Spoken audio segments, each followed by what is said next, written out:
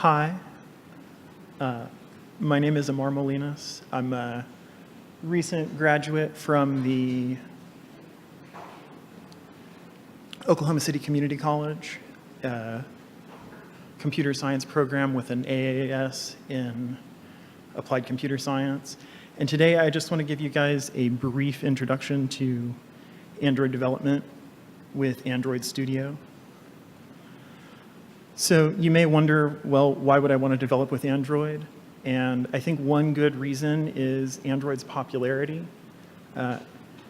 Over the last several years, Android has continued to increase its market share in the smartphone OS market. And by 2016, it was 86% of the smartphone OS market, leaving iOS with about 13% of the OS market, and that only leaves about 1% for all other OSs. Android also had 38% of all web traffic when you break it down by operating system, and that's the most traffic of any operating system, including Windows, which had about 37%. So a lot of people are using mobile devices to access the web, and increasingly, those are Android devices. Now, on its own, accessing the web isn't necessarily a reason to develop a mobile device specifically, a mobile application specifically. You might be able to just create a good web app, and that will work for all platforms. But if you need features of the device, such as the accelerometer or the camera, you may only be able to access them through creating a native app for your platform. And you may also get better performance and a better user experience by developing a native app that's specifically designed for your hardware. So if you need those features that are available only through a native app and you want your app to reach the widest possible market, then you'll probably benefit from developing for Android. Now, as an individual developer, one reason to think about developing for Android is if you already know some Java. That's one of the reasons I became interested in it. I had a game that I was developing in Java, and I wanted to expand it and learn a new skill at the same time. And I thought learning to develop it for Android would be a good way to do that.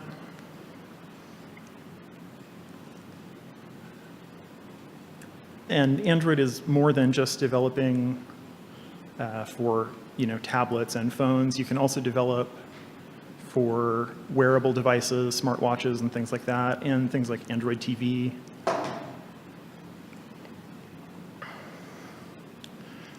If you're interested in developing for Android, the primary language that Google has officially supported historically was Java.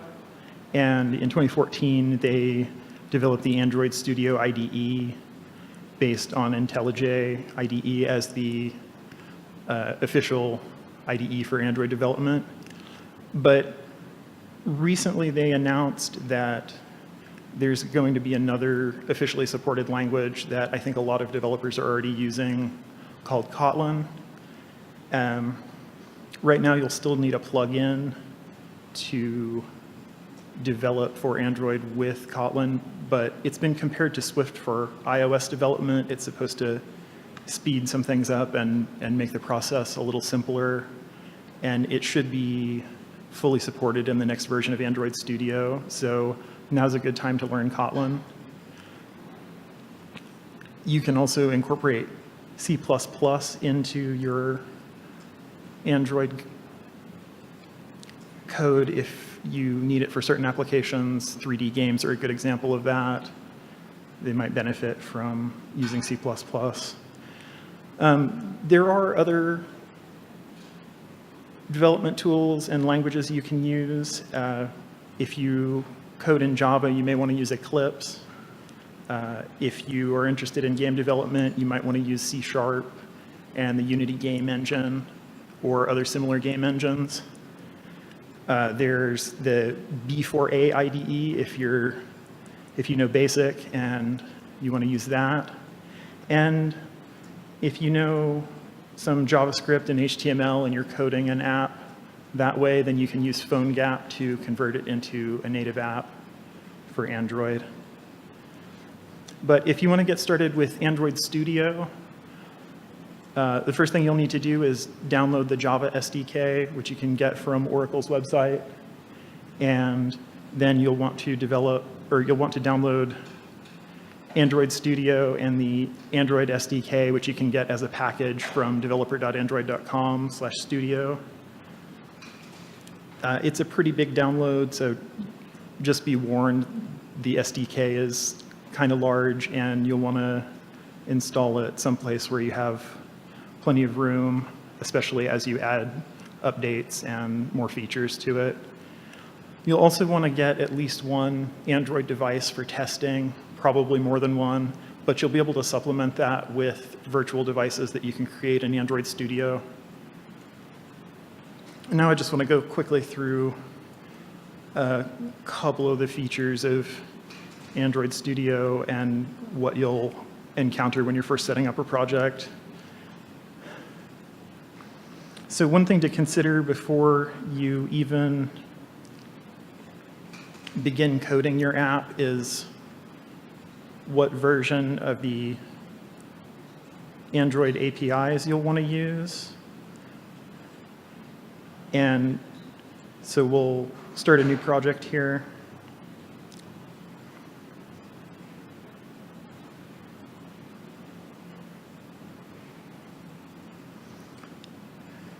And they provide you with a nice tool that lets you see which version of Android is running on what percentage of devices. So it helps you target the APIs you want to use and lets you know whether you want to try to use the most advanced features or whether you want to target lower level APIs so you can catch a wider range of devices.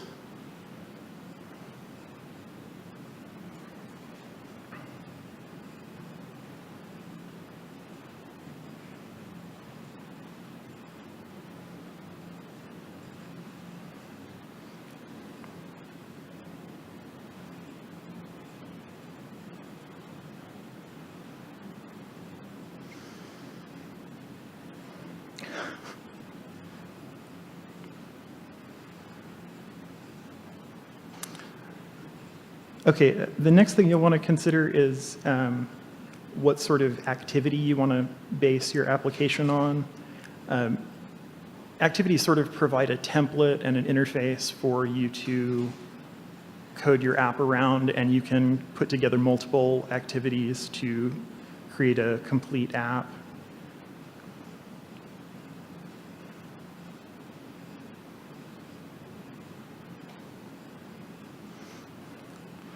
So once you've created your project, you can view the parts of it in the project window.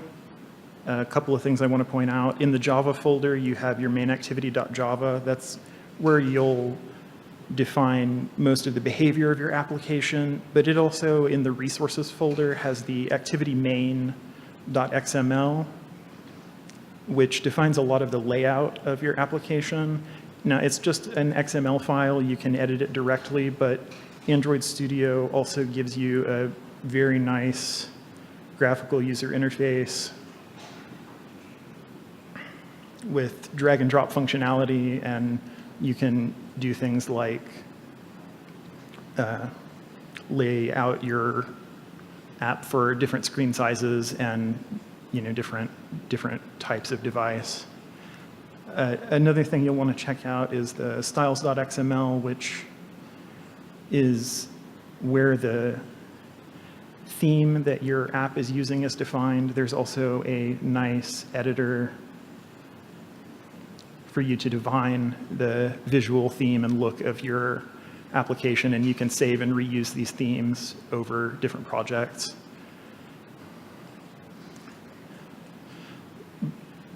below the resources folder, we have the Gradle scripts, and Gradle is the tool that Android Studio uses to package your source code into executable APK files. One of the nice things about Gradle is that it allows you to package separate APK files for different device types, all from the same project.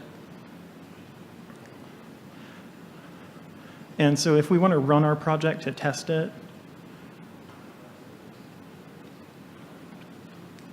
we'll need to set up a virtual device. You can create virtual devices from the list here, and you can create as many as you want, and you can leave them running as virtual devices. And so I just created a very simple app. We'll just run it, and it just has some text that says hello world, and then a button, and it creates a pop-up that says this is my first Android app. And so you can see you can just run it right on the virtual device and manipulate it however you want to. So that's basically it, but just a couple of quick final things. If you're interested in learning more about Android development, and once you've downloaded the SDK and the Android Studio, you can check out some free courses and resources. There's a nice free course at udacity.com that was developed along with Google. There's also a lot of resources at developer.android.com. They have a lot of tutorials and a lot of other great resources that'll get you started.